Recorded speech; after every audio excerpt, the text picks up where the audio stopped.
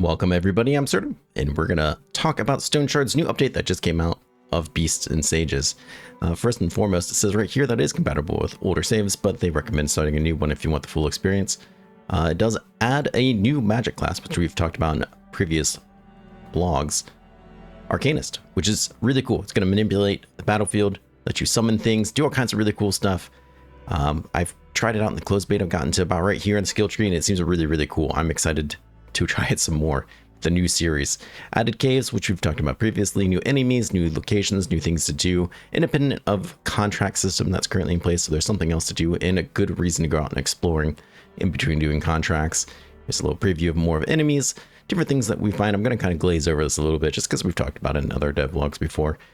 Mining, that you can take these things. Right now it's just for selling and looting, but hopefully that'll be added. A new morale psych system, which will be really nice. Not only does it add more things, I think it's going to make this a lot more relevant than previous. Big thing right here, 27 new caravan events, a certain number for each one. This includes repeatable gift events and opportunities. And from what a dev told me on Reddit, this is going to be one of the main ways to get devotion from your followers, which is really cool. Look at this new gear. 7 new belts, including 3 uniques, 4 new cloaks, 4 new gloves, 1 unique, 7 chest pieces, and 3 axes, including 2 uniques, which is really cool. I'm super excited for this. I've seen a couple of these in game already. They look great. They've even redone one of the basic footman ones, which is really cool. They just look sharp. They look phenomenal. It's always great to get more gear in this game. Added 4 new dishes, which is really cool. Miner stew, truffle salad, truffled steak, and the main style honey-eyed astracap. New quest, stolen wine is always bitter. 3 new achievements, which I haven't even seen, and look, some Steam community items, which is really cool, especially if you're in that kind of stuff. Emotes, trading cards, backgrounds, things of that such. Special thank you to people that helped test it. I only got to play about 3 hours of it, so I didn't really get to contribute to anything at all. Gameplay. So let's start talking about some of the things that changed. Protection has changed. It's now applied proportionally when receiving mixed weapon damage. The goal of this is to make hybrid damages more relevant. So for example, previously each damage type was reduced by the full amount of protection. So if an attack did 15 slashing and 5 piercing, the target would had 10 protection. Both damage types were reduced by 10. I didn't know that. That's kind of significant. Resulting in a total of 5 damage. Now it's split proportionately. So if an attack has 75% slashing and 25% piercing, and the 75% of the protection is then applied to the slashing, and 25 is onto the piercing portion. With 10 protection, like up here, that's now 10 damage. So this is really interesting. Not only is it going to make you using certain items and things like that with mixed damage types more relevant. I think this is going to play more effect at enemies hurting us than us hurting them, but I could be wrong. Expanded the hostage rescue contracts and bastions. To complete them, you must help the captive get to the surface. Enemies now produce a certain amount of noise when entering hostile state, which I felt like they already did, but maybe not. I would swear that enemies off screen would hear the enemy that I alerted, but maybe now it's more through like doors and stuff. But once again, I swear that was already a thing. Reworked giant bats into bat swarms, which function similarly to traps in some caves. Reworked a certain point of interest. Mysterious. Very excited to see what that might be.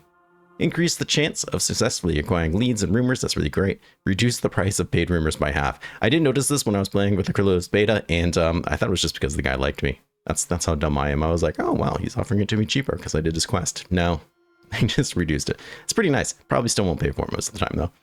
Hilda's Wired Hunt added an option to empower her bone charm with rock eater glands for bonus to fatigue resistance, which is kind of cool. Bloom settlement situation add a slight chance for rare plants to spawn outside of caves, which is really awesome. Dens and hunting grounds. I guess that's just supposed to be like a title for this. I don't know. Skinflint Homes will now sell leads to caves. Successfully completed Death Singer infestation quest in the Manshire. Will increase your Manshire rep, but decrease it if you use the NPCs. Okay. Added hidden immunity to control movements affects the entities that shouldn't be moved, like Harpy's Nests and Cell Wolves. Yeah, that's probably good. Throwing a smoke bomb into populated areas is now considered an act of aggression. Makes perfect sense. Throwing caltrops next to an NPC will not cause panic or aggression. Makes sense. And digging up graves in front of NPCs is now considered a separate crime rather than disturbing the peace. Yeah, that seems fair. In economy, we increased the base price of most valuables. Awesome. Increase the price multipliers when selling food, beverages, medicine, tools, bags, and additives. Also awesome. Lower the price multipliers when selling ammunition. I kind of always wondered why you could sell ammunition that you picked up for so much money. I never really did it, but I know there were people that would always pick up ammunition just to sell it, especially in the early game, because you could make decent money. Increase the repair prices of the brain jeweler and made it possible to sell broken jewelry to him. So this is interesting because before we would always repair a jewelry and then sell it to him for a net profit. And this might not be the case anymore. Added fodder to the stock of one of the Rotten Willow traders. That's great to hear. Increase the amount of vegetables sold by vegetable traders. That's going to be nice. Added apples to the stock of the Manshire wine merchant. Interesting, because I think now with him selling grapes and wine, it would be very easy for us to make fruit salads. The gatherers appearing during the bloom situation can now sell rare plants, which is really, really cool. Meat selling now requires a single handful of stuff too, which makes more sense to me and makes it more viable in my head. The pancake recipe can now be purchased in Manshire. Perfect. Simplified the recipe for healing salve, but now only produces 1 salve instead of 3. That'll be actually pretty nice. Rebalancing the amount of experience granted for crafting most consumables. Rebalancing is an interesting word. I hope that means they didn't nerf my bed rolls. They probably did.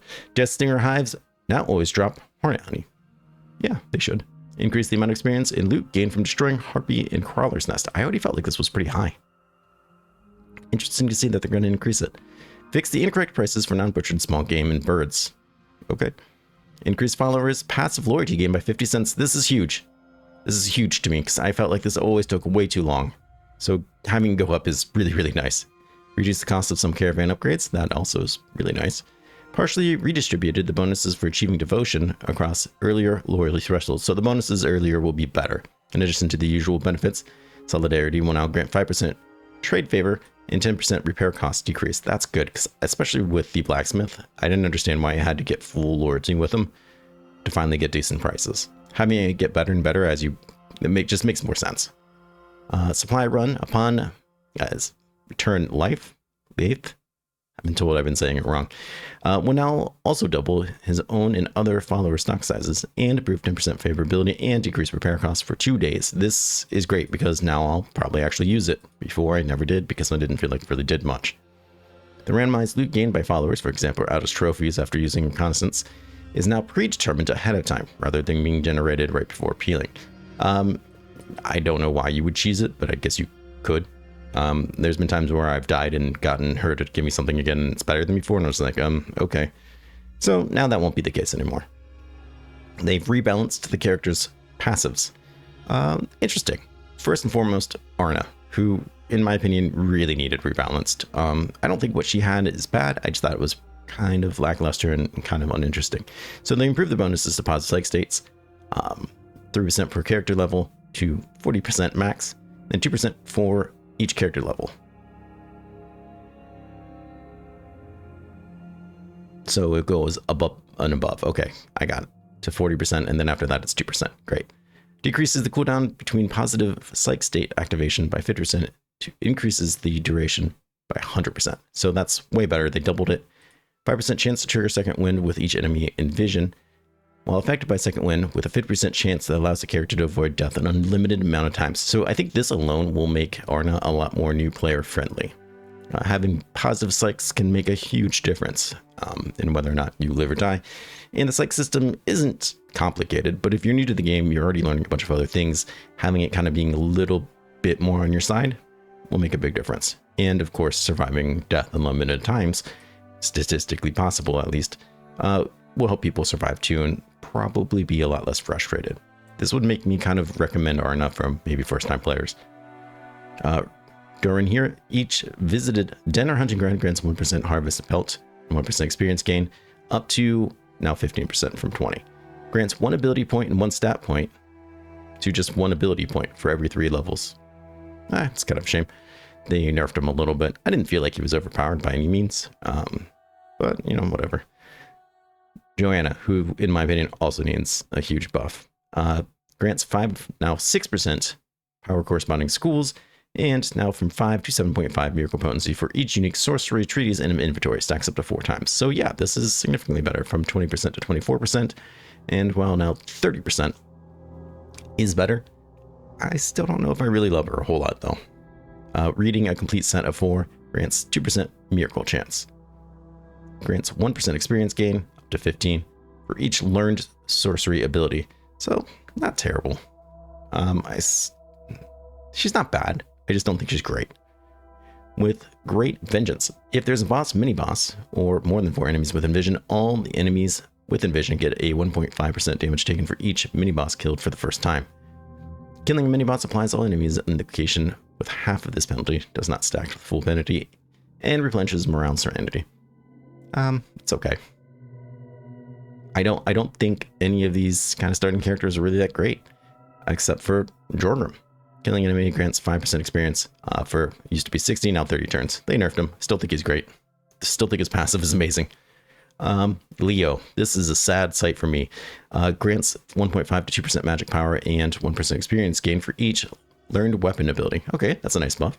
Grants 1.5 to now 2% weapon damage and 1% experience gain for each learned sorcery ability. Okay. Remove the 2% experience gain from utility. Oh, that's terrible. Terrible. Not really the end of the world, but I really loved my dual wield build where everything was being put into utility. It made leveling the late game so quick. We still get the health and energy bonuses though, which is really what the shine of that was. And I'm glad to see the experience gains kind of just moved up here. That's really not the end of the world. Stacks up to 15 times.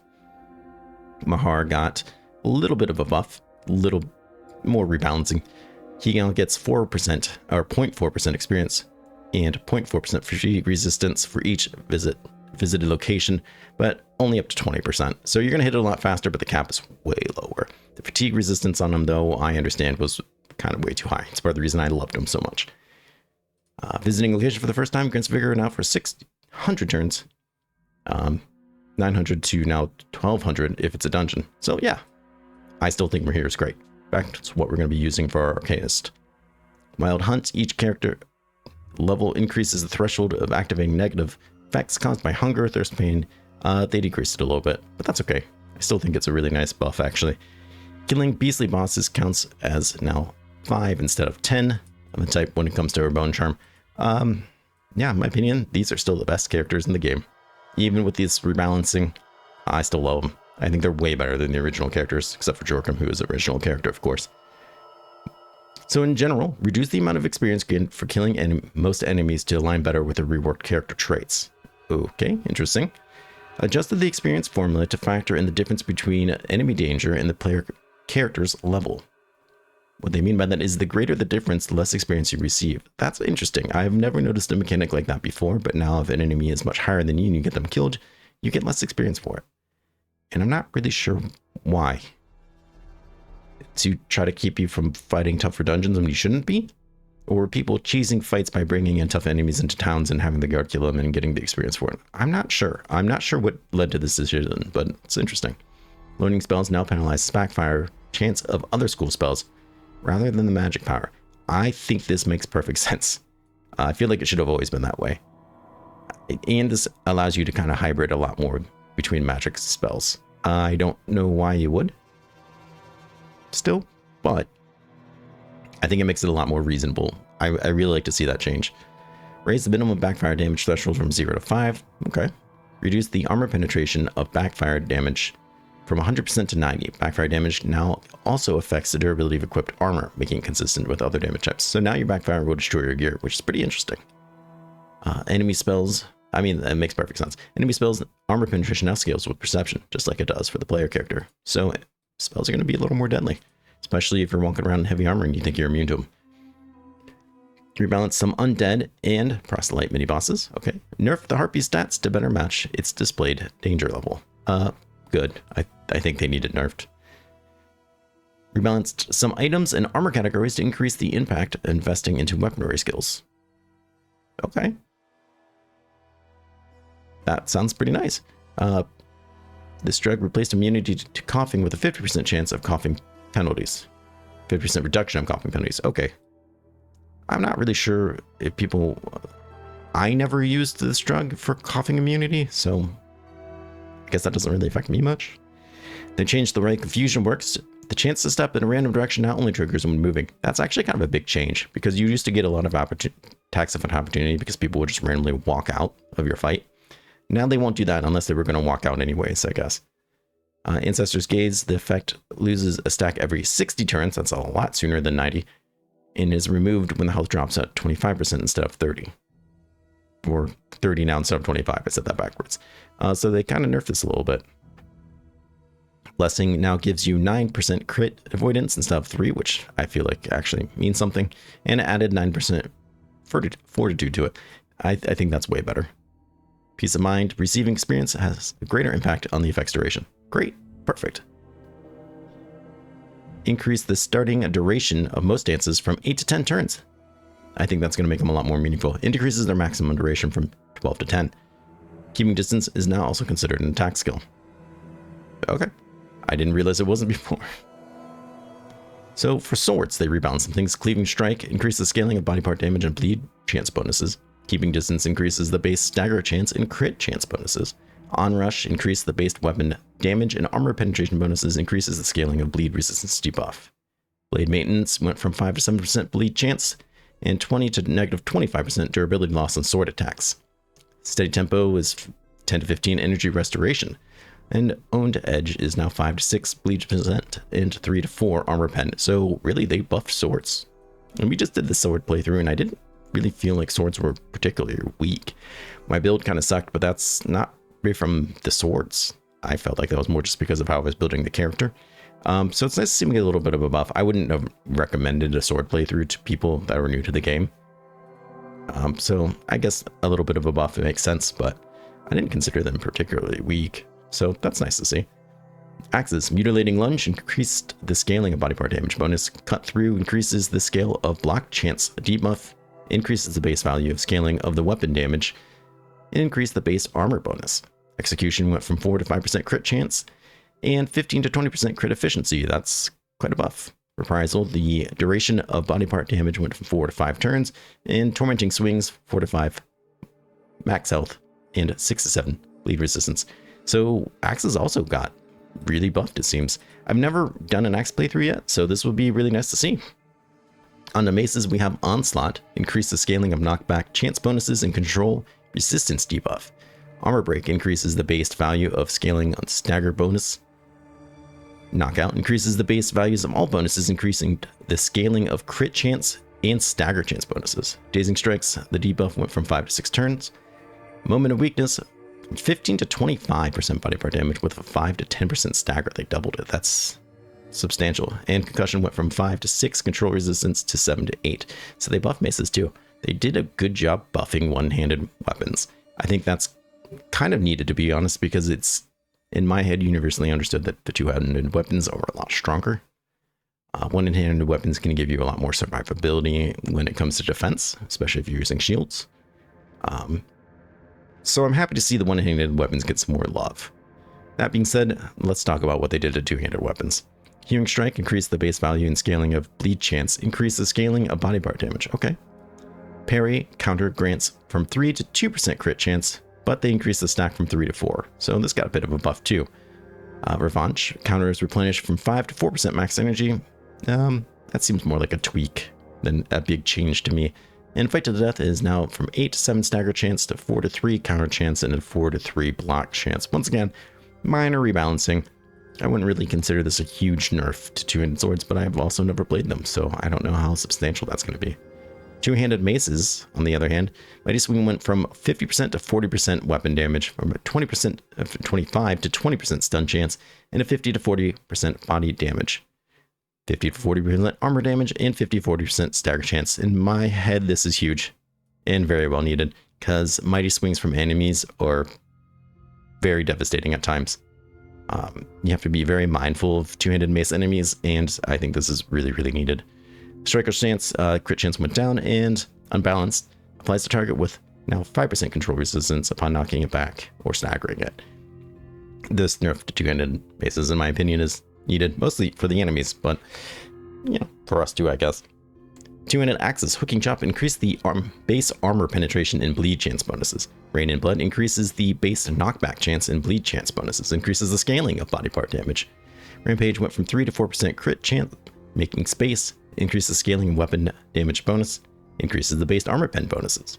Finish went from 8 to 10 weapon percent damage. Fatal Strike went from 10 to 15 skill energy cost, and Tool of Execution from 60 to 10 body part damage. Huge buff for two-handed axes. It's really great to see. I would love to do another two-handed axe playthrough. I hear it kind of falls off towards endgame, but that could be not true. That's just what one person told me they felt like. So I'd really like to see what in-game two-handed axes look like, and it looks like now's the time to do it. Spears got a little bit of a buff from what seems nailed down, increases the base weapon damage and body part damage bonuses, increase the scaling of immobilization chance. Really important when it comes to spears, because it's kind of about keeping people at distance for a bit and debuffing them, keeping them in a spot where you can attack them and they can't attack you. So this is kind of cool to see. Impaling Lunge increases the scaling of the armor penetration bonus, increases the base bleed chance bonus. Determination reworked into a visible status effect. That's kind of nice. More information is always good. And Stay Back went from 25 to 30 knockback. So yeah, that's pretty nice. Range Combat Distracting Shot got reduced base immobilization chance. Startling Valley reduced base dazed chance. Hunter's Mark went from 5 to 3% crit chance and 15 to 10% crit efficiency. Headshot reduced the base crit chance bonus. Spot Weakness added a 5% armor pen. Okay, that's nice. Anticipation went from 3 to 2% accuracy. Precision went from 4 to 5% weapon damage, but also went from 5 to 8 turns, which is kind of nice. And then Shoot to Kill went from 15 to 12% body part damage, and then 15 to 10% crit efficiency. So overall, feels like a kind of a nerf to me. A little bit of rebalancing overall. I think that's just fine, to be perfectly honest. I don't think this is going to really make or break any ranged builds, but kind of interesting to see how they reworked that. Shields got reworked a little bit. Raised Shield added a crit avoidance bonus, which honestly just makes a lot of sense. Light Shield reduced the scaling of counter chance bonus. That doesn't make so much sense to me, but I've enjoyed my Light Shield, so maybe that just feels like a personal attack. Heavy Shield added a 10% energy restoration for 5 turns to 33% energy restoration. That's pretty nice. I'd like to do a Heavy Shield sometime just to see what it's all about. So this could be it. Breakthrough went from 15 to 20% control resistance debuff. Shield Bash, Heavy Shield replenishes block power for now 30% of the damage dealt, which is kind of significant. Hold the Line went from 4 to 5% damage taken, which feels like a lot. That was a really nice ability that I didn't use very often because I did a hybrid build, but I could see that being really good. And then 4 to 5% block power recover. Once again, really good. I feel like Hold the Line was already pretty good. Now it's even better. Embodiment of Resilience reduces ability tree's cooldown from 1 to 2 turns. And Retaliation went from 10 to 15% weapon damage penalty. All bonuses last for now 5 turns. So yeah, it feels like I got a pretty decent buff there. Armored Combat, Brace for Impact from 10 to 12% dodge chance and block chance. Increases the penalty to the attacker's fumble chance. Unyielding Defense now goes 6 to 8 turns and 5 to 6% protection for all body parts. 3 to 4 block power recovery and 5 to 4 fortitude. That seems more substantial to me. I feel like this so far has been a really nice increase to it. Battleforged Heavy Armor now does decrease of 3% ability cost and added 3% crit avoidance. That's really good, makes that a bit better. I feel like Armored Combat needed a bit of love and Heavy Armor needed a bit of love. Custom adjustments, Heavy Armor now gives 2 to 3 energy per piece, which is really great. I imagine now that is still doubled as well. Added a minus 2% to the Crypt Armor's durability loss rate. Also really nice because Heavy Armor is expensive to repair. It's hard to repair, so it not being broken quite as fast will be quite good. Warfare. Seize the Initiative increases the scaling of the dodge and block chance penalties. Warcry got changed. It reduced the base confusion chance, which is kind of nice because if you had 4 people coming at you, you could just scream at them and 2 to 3 of them felt like would run around circles. Added the inverse scaling from the target's will to fight affected confusion and daze chances. The base battle rage duration did get increased though, so that's nice. This is where people are going to be probably a little devastated. Defensive tactics got nerfed. Went from 4 to 3% block chance and dodge chance, which might not seem like a lot, but kind of feels like it is. Same with offensive tactics. Went from 4 to 3% accuracy, 4 to 3% ability cost, and cooldown duration. Finisher, killing the target instantly refreshes all cooldowns of not just all abilities now, but only attack abilities, charges, and spells, which I'm sure was more the intention. Thirst for Battle got nerfed from 0.5 to 0.4% weapon damage to 0.25 to 0.2 crit chance and 0.33 to 0.25 health drain and 0.5 to 0.4 energy drain. I'm not gonna lie, I feel like that's fair. Overall, I feel like Warfare got nerfed a little bit and Armored Combat got buffed a little bit, and I think that's more reasonable because this always seemed too weak, this always seemed a bit too strong. Right on target, reduce the scaling of abilities energy cost. Okay, kind of a bummer, but that's all right. I always liked right on target, so I don't like to see it get nerfed. Intimidation went from 5 to 4% fortitude with 50 to 33% impact on an enemy's will to fight. Tactical advantage, 20 to 15% cooldown duration and energy cost for all maneuvers and stances, from 25 to 20% weapon damage. Reduces the scaling of health replenishment, reduces the base energy. So tactical advantage was a big part of these two tactics, and they all got nerfed pretty heavy. So that's interesting to see. Speaking of things that got nerfed, let's talk about athletics. Right off the bat, elusiveness, reduce the scaling of dodge chance and damage taken bonuses, as well as the scaling of the fumble chance debuff. Doesn't say how much, but not surprised. Elusive is super strong and you can get it pretty early, so not super surprised. Sudden lunge now requires an equipped melee weapon. This is confusing to me. Could you use it with a ranged weapon before? Because if so, that's very strong. I didn't know that was an option. If that's not what it is, I don't know what exactly the change is then. Adrenaline Rush went from 5 to 3% damage taken. That's big. Adrenaline Rush was so good. It needed nerfed, but I'm a little devastated by just how hard they hit it. From -10 to -5 ability energy cost, from 5% to 3% crit chance, they just dropped it. They dropped it all, except for the pain reduction. So we're still going to Adrenaline Rush our pain away, which is great. I still think it's good. I still think it's a good ability. It's just half as effective as it was before.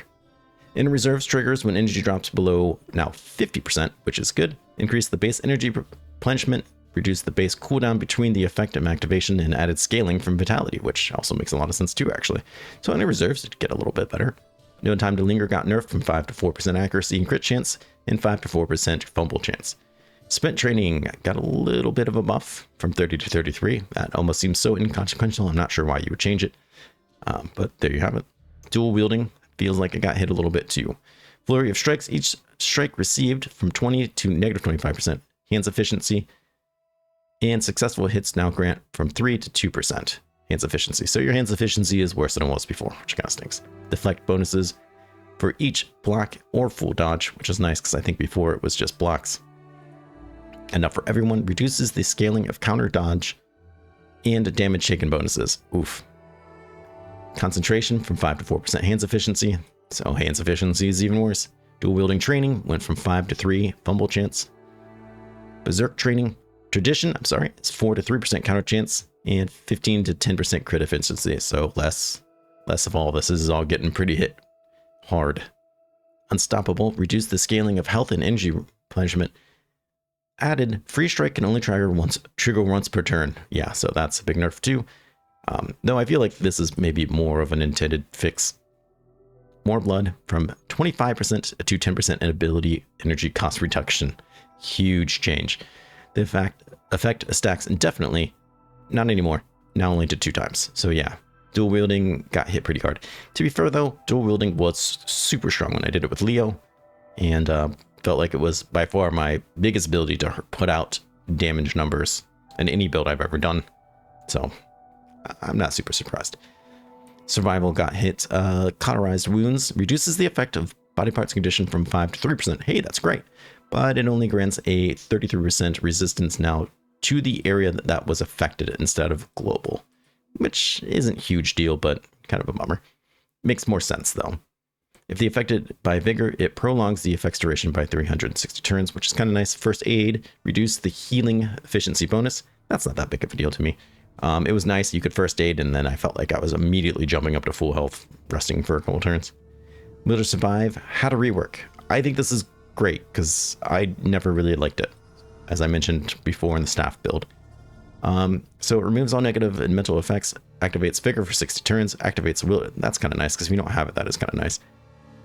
Activates will to survive for 15 turns, gets you a percentage of fortitude, temporary immunity to injuries and negative states, damage, 5% damage taken for each full or temporary removed effect, injury, or state, up to 25, and replenishes a certain amount of health. So it'll be interesting to see how this is scaling and what that really means. Pathfinder. This is the one that I was afraid this one was going to happen at some point. I love Pathfinder. It's probably my favorite ability in the game. I use it every playthrough. Allows the character to heal enemies from 150 to now 120% vision range, applying them with a damage taken. So yeah, it's nerfed, but yeah, I think it's still gonna be something I pick every time. Knowing what's right behind the door is just too important to know. Electromancy, they barely touched it, which I think is kind of funny because Electromancy is a little tough to learn, but in-game was super powerful. Residual charge, the bonus to shock damage now scales with willpower and Electromancy power rather than the equipped weapon's damage. Makes perfect sense, but I feel like that made it stronger. Geomancy got some interesting changes. Stone armor now does 15% magic resistance up from 10. The armor explosion now also deals a flat arcane damage and has a cap on its crushing damage. So interesting, because I was seeing people do like thousands of damage to things because they were just letting this stack up indefinitely, and then it would pop and do tremendous amounts of damage to stuff, which was fun, but I get it's not the intended effect. Rune of Enfeeblement, the effect for multiple borders now stack. Sounds great. Rune of Assassination went from 5 to 8% crit avoidance and 5 to 10% energy restoration. Hey, more energy restoration always sounds nice. Rune of Binding reduces ability tree's cooldown from 2 to now 1 turn. Okay, that kind of stinks. And 10% to 75% energy restoration. Alright, still kind of stinks. Rune of Unity got reworked. Allows the character simultaneously summon 4 runic bolters. That's incredibly interesting, and I think it's going to make Geomancy a lot more interesting, because I don't like sitting there raising a boulder, having to do something for a couple turns till it's off cooldown, raising another boulder.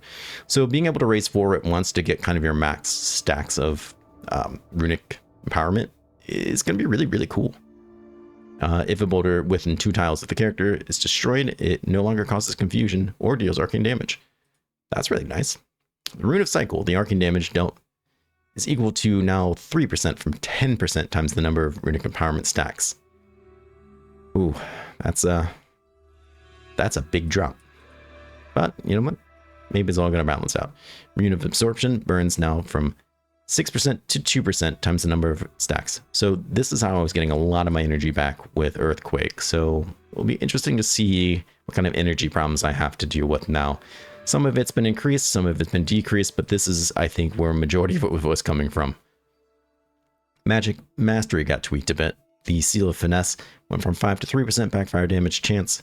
Seal of Power, the bonus to magic and natural damage, now scales with the willpower and the power of the corresponding schools rather than the equipped weapon. I think this is a huge deal. I don't understand why it wasn't like that before. I'm happy to see this. I think that's going to be really, really nice. What I'm not happy to see is that Seal of Insight got nerfed. I love Seal of Insight. It was super strong. I understand why it got nerfed, but still sad.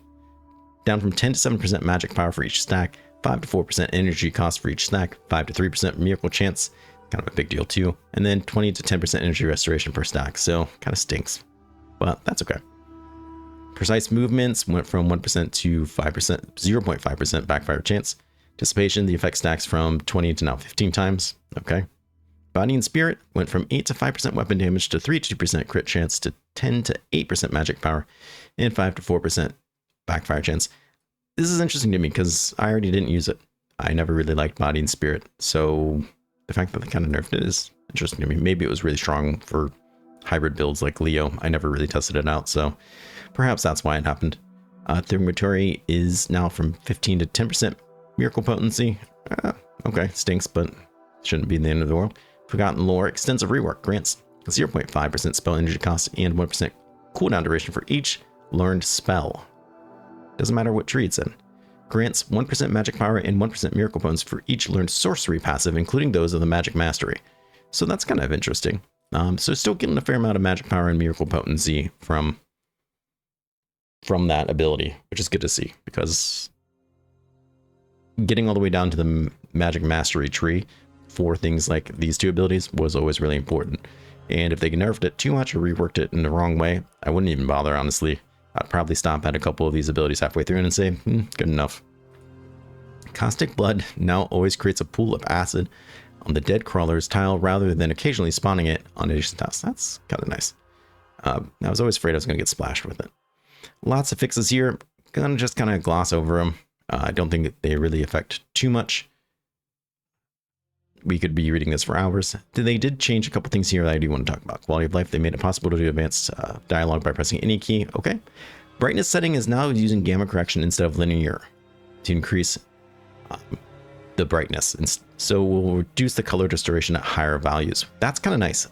This might not be a big deal to me, or to a lot of people, but it's kind of a big deal to me, and I'm interested to tweak a little bit because it affects my thumbnails a lot. I typically, especially in dungeons, have to go through a couple different editors just to try to brighten up the images so it's not just black and red on a thumbnail. And it's really kind of annoying. Not to mention YouTube really darkens my videos. So this will be nice to see if that can make the videos pop a little bit more without distorting on the colors and stuff. So I'm excited for that. Improve the display of save files in the menus. The saves made in dungeons now show the location's name instead of its type. Okay, I'm not sure if that really bothered people. They did rework the way Fog of War looks, and it renders it differently, and it's smoother, and it's apparently better optimized. But it's really pretty. So I'm excited to show you that. The animation occurring inside the Fog of War will now be sped up or skipped altogether. That's great, because I was really tired of watching enemies pat each other in the back and bang on drums when they were off the screen. I didn't care, and it was really stalling combat. So that's a huge deal. Visuals improved and refined the lighting system, updated sprites for a large number of things. You will notice that. Updated the sprites for a number of proselytes. I've seen it. They look great, and I've only seen a couple of them. Reworked the overlay system to account for certain visual effects in generating sprites and outlines. Add an alternative animation for the troll that plays after bypassing the trigger for the usual starting cutscene. Interesting. The dialogue option for involving first aid or Carter's runes is now a play animation with corresponding cooldown. I imagine that's when you find the guy in the prison and he needs fixed. You can use either one of those abilities to help him. The animation for Seal of Insight now plays when gaining the buff rather than every time you gain a stack. So when I would sit and rest on it and go pew pew pew pew pew pew pew, now it's only going to do it the first time you get it. So that's kind of nice. It was a little annoying. Fix the ornate dagger displaying in the wrong hand. Okay. And add an icon for Ranger's Brew. Sounds great. One thing I think is going to be really cool and really noticeable is they added unique speech lines for spotting specific enemy types instead of the universal enemy line. I've seen it. It's really cool. You say these damn ghouls or the undead or whatever. It's pretty fun. Added speech lines for each psych state. Added speech lines for certain NPCs. Added an alternative dialogue when speaking to the owner of the Bryn printing house as an elf character.